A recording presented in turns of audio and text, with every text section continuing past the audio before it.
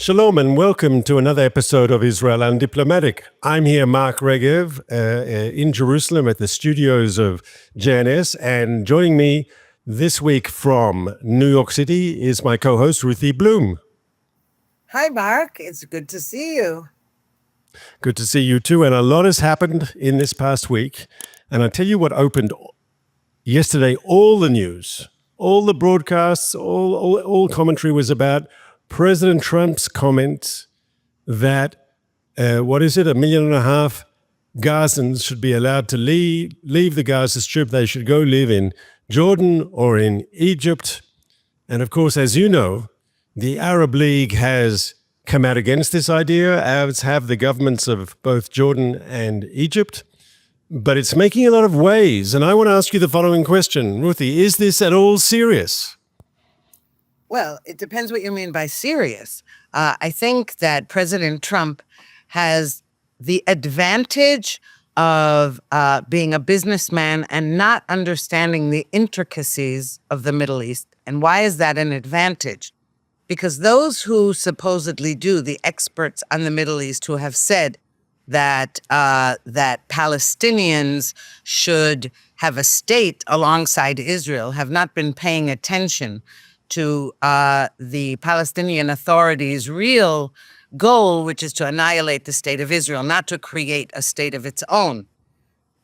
President Trump was using his kind of gut sense and logic, and it's totally logical for people in a war zone, especially one in which many buildings are destroyed, homes, businesses, etc. And his idea was, okay, these people need a safe, clean space to live in.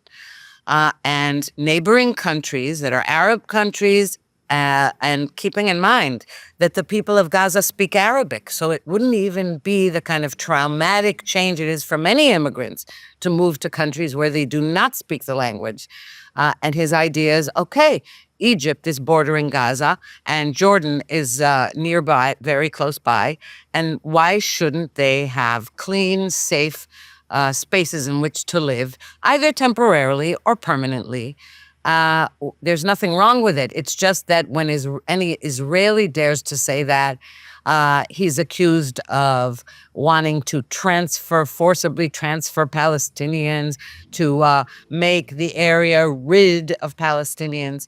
First of all, they're not Palestinians. They're Arabs who reside in Gaza and in Judea and Samaria. The ones in Gaza are the ones he's suggesting, and that's because their homes are destroyed. So I want to take issue with some of the things you've said, and I apologize. First thing, they define themselves as Palestinians, and you might say quite correctly that Palestinian nationalism is a response to Zionism and Jewish nationalism, and it was based on this negative premise that we have to stop the Jews from having a state. But to say that they don't have a sense of peoplehood, I think, is to ignore reality. Secondly, I do agree with you when you said that Trump looks at these issues, as an outsider. He's not like a Middle East expert. He actually said something very interesting the day before, when he said that, Gaza should be an amazing success story. He said it's on the beach, it's got a great climate, almost as if that there's no reason Gaza shouldn't be like Abu Dhabi. Yes, it should be this tourist mecca with a growing economy. And he's right, of course. It's the politics that prevents Gaza from being a success story. But on the final issue, and the most important issue, the real tragedy here is no one's talking about forcibly moving the people of Gaza off their land. People are talking about giving them the option to leave. Now, we've had a civil war in Syria over the last decade, yes, and literally millions of Syrians have left their homeland to get out of the line of fire. There are refugee camps in northern Jordan. There are refugee camps in southern Turkey. Syrian to escape the bloodshed have gone to Europe, to America, to Australia, to Canada, and everyone says that's a good thing. For people to save their lives, they should be able to leave. No one's forcing them to leave, but people who want to leave a war zone and live in peace and have a better future for their families. It's the most normal thing. And yet when it comes to Gazans, this is somehow the rule that applies to everyone else doesn't apply. And we know the history, because part of Palestinian nationalism is the so-called Nakba, the catastrophe, where they were supposedly forced off their land in 1948, yes, and so forth. And of course, it's all Israel's fault. They have no obligation to look at history in a correct way and actually look at what were the roots of Palestinian dispossession then in those years. But I think this is an example where the Palestinian issue defies the normal logic of international norms. It's normal for people to want to flee an area of conflict, but when Palestinians want to do it, somehow we have to be against it. Okay, so first of all, when you say that, first of all, I take issue with you that you say it's their land. Actually, it's our land, but that's another discussion, okay? Secondly, you say that the reason that Gaza isn't a flourishing society, a hub like Abu Dhabi, is politics. No, it's jihadist ideology. It's radical Islam, and it's a killer. But also, the reason that Jordan and Egypt don't want the Palestinians of Gaza anywhere near them, and why throughout this war, even Egypt wouldn't let a single one in for medical treatment, unlike Israel, which does treat Arabs everywhere in hospitals. The reason is that in Egypt, they're afraid of Hamas because in Egypt, the Muslim Brotherhood is banned. And in Jordan, there are many, many Palestinians. In fact, Jordan actually is Palestine, but the king of Jordan doesn't want to be overthrown by Palestinians, and he treats them as second-class citizens. Nobody takes issue with that. Everything is always Israel's fault, which brings us to anti-Semitism. When there's a double standard, that's what it is. It's anti-Semitism. Now, the fact that Gaza also could have been flourishing, there have been places in Gaza that were flourishing. Along the beach, etc., and there were restaurants and shopping malls, etc. But here's the thing. Every Gazan could have had a swimming pool and a tennis court and live in a villa given the billions of dollars, euros, and shekels that have been poured into Gaza over the years for what they call reconstruction. And the reason it needs reconstructing each time is because rather than investing that money in building a society, Hamas, who runs Gaza, and the many, many Gazans who support Hamas or even if they don't support Hamas or other terrorist groups, want to kill Jews, they would rather live in filth than have a flourishing society if it means annihilating the state of Israel. And we saw on October 7th, 2023, that they intend to do that. Can I also say this? The people who oppose, once again, we're talking about Palestinians choosing to leave a war zone and raise their families in a more peaceful environment. And how can you be against that? Well, of course, Palestinian nationalists, Palestinian and other Arab nationalists oppose it because they see it as some sort of victory to the Israelis. And basically they're saying the Palestinian cause is more important than Palestinians themselves. And there's so much hypocrisy involved here. Hypocrisy at the expense of human beings. And I want to give you an example. When I was working with the Israeli government, there were always examples of someone who would ring up from a news organization, can we get our people out of Gaza? Can you help? And Israel would try to help. Or you get in some embassy, a European embassy would say, well, these Palestinians and they've got family in our country. Do what you can to get them out. Or someone from the business community would say, we've got some people of ours in Gaza, we want to get them out. And Israel would always facilitate that. And so what basically saying is people with protectia, I don't know how do you say that in English, but people with connections or people who have got money, they can leave Gaza. It's only the poor people who need to stay. And it's a double standard. It's a form of oppressing the people because you get your own brother and sister out. I'll use all my connections with Israel to get my family out or my friends out or my business partner out, but everyone I don't know, they can stay there and suffer. And you know what it reminds me of? I mean, during the period of the British Mandate, the leaders of the Palestinian National Movement, they were against Jews selling land to Palestinians, and they petitioned the British government saying, it should be illegal for Palestinian landowners to sell their land to the Jews. so the Jews could create communities and grow the country and so forth, and settle in refugees from Europe and so forth. But what was actually happening, a lot of the leaders of the Palestinian national movement were landowners themselves. And while they were publicly, and this has all been documented by historians, including Palestinian historians, while these so-called leaders were saying it's forbidden to sell land to Jews, they themselves were doing it. And so it's the same today. The same Palestinian leaders who stand up and say it's forbidden for Palestinians to leave Gaza. They have to stay there, stay on the land, fight the Israelis, don't give up. They're actually getting their children, their brothers, their sisters, their family connections. They're doing everything to get their people out. And it's time the world stood up and said, this is ridiculous, this is wrong. Once again, no one's talking about a forced removal of people, but people who want to leave a war zone, a place which is being ravaged by conflict because of Hamas, that they should be allowed to leave, and to tell them they have to stay there is actually a crime. Well, exactly. The trouble is nobody wants them. And here's the real hypocrisy in the Arab world, that in behind closed doors, all the Arab leaders say, we don't want Palestinians. They're the dregs of our society. They say it. I'm not even saying that. That's number one. Number two, UNRWA, which was established as a separate entity from other refugee organizations in the international community at the UN, UNRWA has perpetuated the Palestinian refugee problem. No other group that has gone through 2-3 generations are considered refugees. Only UNRWA does it.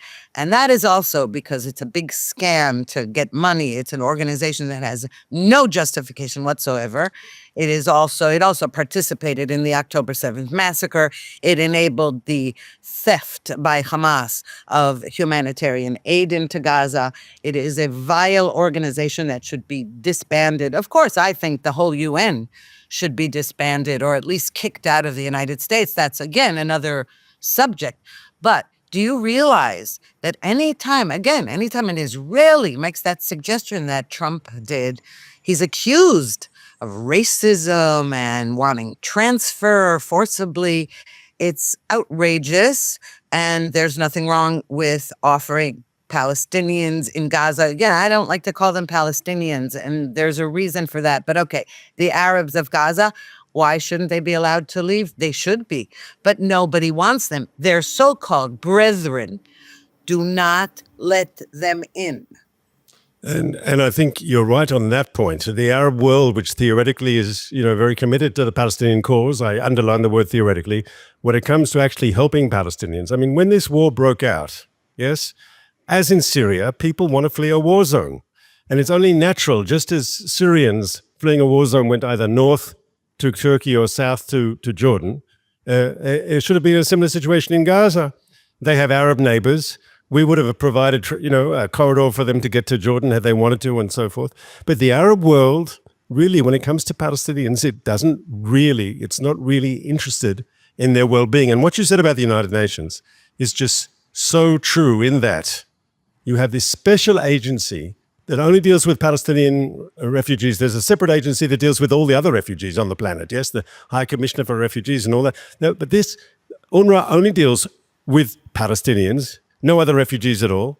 And unlike the other UN body, which theoretically is committed to resettling refugees, UNRWA will actually proactively prevent resettlement of refugees, because they say these refugees have to go home, and home is, of course, Israel, meaning the destruction of Israel. And this is the ultimate absurdity. I'd often ask the following question, and I ask you, UNRWA has refugee camps across Gaza and the West Bank. According to the Palestinian logic, they're in Palestine. Yes, they're in parts of what the Palestinians call their homeland. Why are they in refugee camps in their own homeland?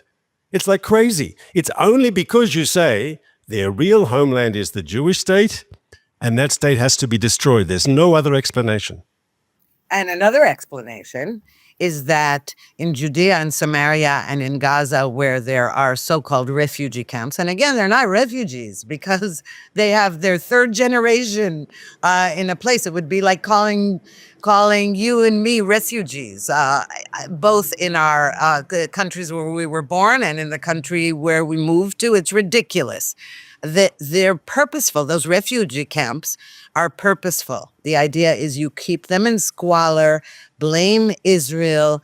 This is part of jihad against the Jewish state. It's part and parcel of it. Now, here's the thing, though. It probably won't work because, again, unless Jordan and Egypt agree to take in Palestinians from Gaza or Arabs from Gaza, it's not going to happen. Now, interestingly, talk about hypocrisy. Egypt and Gaza share a border. The world has been accusing Israel of having a siege on Gaza and making it impossible for Gazans to live when they have a border with Egypt. And it's okay with the world when Egypt blocks off their ability to receive goods and services or to move out of Gaza and attack Israel. But it's also interesting that Egypt has allowed, through tunnels between Egypt and Gaza, concrete, weapons, drugs, terrorists to go into Gaza. That, yes. So where do we hear the outcry about Egypt? We never hear it. Because they're an Arab country and they're judged by different standards. And to be fair, the Israeli government also is very unwilling publicly to criticize Egypt because they're a peace partner and they keep the border quiet, at least their border for the most part. Here I want to talk, you mentioned before the issue of refugees, and I want our viewers and listeners to understand something very important. You walk down the street in Tel Aviv and you see, let's say, 20 random Israelis, okay? You can be fairly sure that out of the 20, 18 are either refugees, the children of refugees, or the grandchildren of refugees. This country was founded by people fleeing oppression, persecution, often genocide, who came here with only the shirts on their backs and they rebuilt their lives. That was the idea of a Jewish homeland. And they came from Iraq, and they came from Poland, and they came from Germany, and they came from Italy, places where Jews were facing oppression and worse. And yet today we built this thriving, very successful society. And if I look at my own family, yes, my children have refugees on both sides, because my father was an official refugee. He got a DP stamp, displaced person stamp, from the US Army at the end of the Second World War. He was a refugee from the Holocaust. And my wife's family were refugees from Aleppo in Syria. They were thrown out. They're lucky they left when they did, because they left in 44, and by 47, 48, there were huge anti-Jewish riots across Syria. And once again, they're lucky they reached mandatory Palestine before it was too late. And so my children, refugees on both sides, both sets of grandparents, and yet they live in a free, open society. And that the Palestinians have not been allowed to rebuild their lives, to resettle, to reestablish, normality. That the refugee issue by the United Nations through UNRWA has been kept alive deliberately as a political weapon against Israel. I think it's a stain upon the international community. It's a stain on the United Nations. That's true. But it's not just that they haven't been allowed to. Their society raises all the children on the idea that jihad for Allah against the Jews is something you strive for, and martyrdom in the process of killing Jews is a high honor. They glorify that. Now, children who are born into such a culture, they grow up worshiping that culture of death. So until that changes, there is no hope for these people. There is no hope for, the Gazans they're angry at Hamas for having put them in this situation where they're cannon fodder, and Hamas loves to use the civilians, quote unquote, in Gaza as cannon fodder and then blame Israel for it. But the fact is that even in Judea and Samaria, if elections were held today, Hamas would have win an overwhelming victory, because the ideology is there, the radical Islamist ideology. Now, this is what brings me back to what I said about President Trump. In theory, he understands about that, but in practice, he doesn't. And that's a good thing in a way, because as I said, the experts who do understand about jihad, many of them still insist that the problem is that there's no two-state solution. Now, we know that the Abraham Accords countries don't buy that. And how do we know that? Because they signed the Abraham Accords and said, basically, the path to peace with Israel does not pass through a Palestinian state. That's the biggest lie. It's perpetuated. And by the way, the Democratic Party in the United States continues to perpetuate that lie. It's a myth. It's a fantasy. Israel has tried it many times. Israel has withdrawn from territory. Israel has done everything it can to have peace and quiet. But until the people of Gaza and Judea and Samaria, until they make their peace, their own peace with the existence of the state of Israel, there is no hope for peace with them. Can I, first of all, you've tried to turn this into a partisan political issue in the United States. I'd remind you It is. that Republican presidents from George H.W. Bush, George W. Bush, and Donald Trump himself have all talked about Palestinian statehood. And to say that the idea of a two-state solution is only on one side of the political divide in America, I think is incorrect. Once again, Trump's dream of the century talked about a Palestinian state. True, he incorporated correctly into his program many of Israel's security concerns and other concerns, but it nevertheless talked about a sovereign Palestinian state. Correct or not correct, Ruthie? It's correct, but the difference is that he said, when the time comes, when they're ready, when it's possible. Well, He George also said- George W. Bush said the same thing. He said they had No, but to. it's different. No, wait a minute. But George W. Bush saw that at the time, I remember this from the U.S. administration. They said, what are we going to be? More Catholic than the Pope? When the leaders of Israel were saying it's fine, we can disengage from Gaza. Don't forget, the Israelis also tell America, oh, no, we can do it, or we can withdraw from territory. Don't go back that far. President Trump understood one thing. He said all along, he said to Palestinian Authority leader Mahmoud Abbas, you want to join with us on the peace bandwagon? We'll help you do so. We'll also help build your society. But if you don't, good luck too. No, it's true that it includes it at some time. Correct. Not at all. And most of the Republicans today, and especially the ones in the Trump administration, do not harbor this fantasy. What they say is, first, there are conditions for it. And they certainly understand by now that land for peace is a big lie. You need peace for peace, and then you can talk about the conditions. And what we're seeing right now with the hostage deal, the hostage ceasefire deal between Gaza and Israel, we see exactly a microcosm of this lie about how Israel ceases fire. The Palestinians continue to lie. The Gazans, continue to lie, and they continue to engage in terrorism. They continue now to taunt Israel by approaching the border.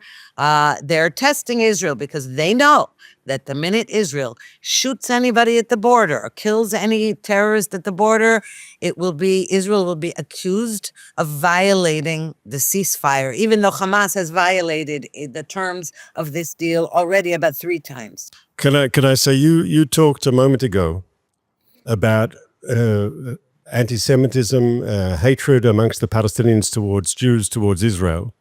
And that's very relevant this week because the international community is marking International Holocaust Remembrance Day.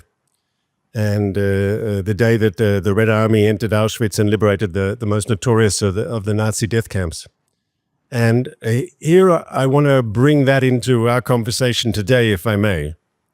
And I want to say something. There are ceremonies this week across the globe. At the UN General Assembly, there was a ceremony to mark Holocaust Day. At Auschwitz itself, there was a ceremony. Across Europe, leaders in different countries attended ceremonies from the French president down.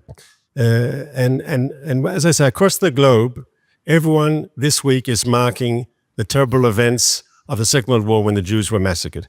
And at these events, and I listen very carefully, often Anti-Semitism is condemned, and hate and racism is condemned, but they tend to leave Israel out of it. Or if, like in Ireland, they bring in Israel in a very negative and disgusting way. But I want to say the following. I think the fact that they prefer to leave Israel out of those ceremonies, I'm going to say something that's controversial, though. On this, I think you'll agree with me. I think for many people in the international community, when Jews are victims, we get their sympathy and support. And the picture of the little boy in the Warsaw Ghetto with a cap over his hands up with the German soldiers, everyone, your heart goes out to that sort of iconic photograph. But if Jews have decided they don't want to be victims anymore, that they want to be strong and independent and free and will fight to protect themselves, as does the modern-day Jewish state, are you still going to support us?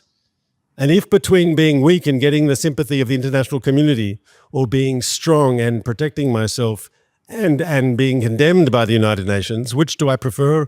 Clearly, the latter. Well, I don't see that as controversial, what you just said. In fact, I'll say something maybe a bit more controversial, not that I care, and that is that up until the October 7th massacre, over and over again, we said time and time again, never again, never again, and then Jews would be attacked, Israel would be attacked. I always said, as many others did, that the world loves dead Jews, which is why they raise Holocaust memorials and museums and everything. They love dead Jews. Well, I saw that after October 7th, the world doesn't even love dead Jews anymore, because after 5 minutes after that massacre and kidnapping and all the horrific atrocities that were committed, it took about 5 minutes for the world to blame Israel for genocide. So you can keep your memorials and your museums and your speeches. It is disgusting. And not only that, but the anti-Semitism that was unleashed after October 7th just showed that that there is no such thing as that slogan, never again. Israelis have to remember that. And, what I'm saying is that we have to stop also generalizing the Holocaust. No, it's not about racism and general hatred and general violence. No, this is about killing Jews. And it's true that other people were killed during World War II, but the Holocaust is about Jews. And Israel is the Jewish state. And anybody who attacks Israel, and I didn't say criticize, attacks Israel and lies about Israel is an anti-Semite. I want to say the following. In the country of my birth, Australia, there's been this rise now of anti-Semitism, and the community there is quite worried. I think we spoke about that on a previous program. And some people can say, look, some things just don't change. Anti-Semitism comes and goes, but it's always there, sometimes more intense and violent, sometimes more behind the scenes.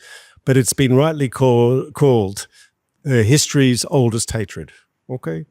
And it can be very depressing. And people can say, well, some things just don't change. And really, anti-Semitism has the ability to metamorphosize. Yes, if it was once based on, I don't know, Christianity and Christ killing, it then became based on race. And today it's based on some sort of anti-capitalist, anti-globalist, Marxist ideology. Yes, anti-Semitism has had the ability, as a fact, has had the ability to become relevant to different generations in different countries under different circumstances. And so people can say some things don't change. The Jews will always face anti-Semitism. But one crucial thing has changed, and this I think we can indeed celebrate, and that is the Jews have changed.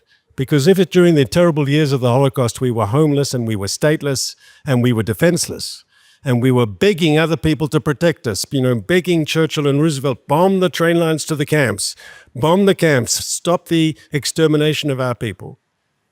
Today, we are no longer defenseless. Today, we are no longer stateless. Today, we are no longer begging others to protect us. We can protect ourselves, and that's the victory of Zionism. That's the victory of the Jewish people. That's the victory of Israel, and we should never forget that. And with that, Ruthie, you have the final word because we have 30 seconds left. And I'd like to say, speaking of defense and defenseless, thank God President Trump unfroze the shipment of bombs, of super bombs to Israel. And when asked by reporters recently why he's releasing the bombs that the Biden administration withheld. He said Israel purchased them. And thank God we did, and thank God they're on their way. And I hope that because of those new munitions, we'll win this war in Gaza and we'll keep the peace in the north, and our neighbors will know, if you want to hold out your hand and make peace with Israel, we will make peace. But if you attack us, we will respond and we will be victorious, and you will pay a much larger price than us. Thanks, Ruthie. I look forward to seeing you next week. And I'd just like to remind viewers to please like and subscribe and click the notification bell. And I'll look forward to seeing you again next week, Ruthie. Same here, Mark.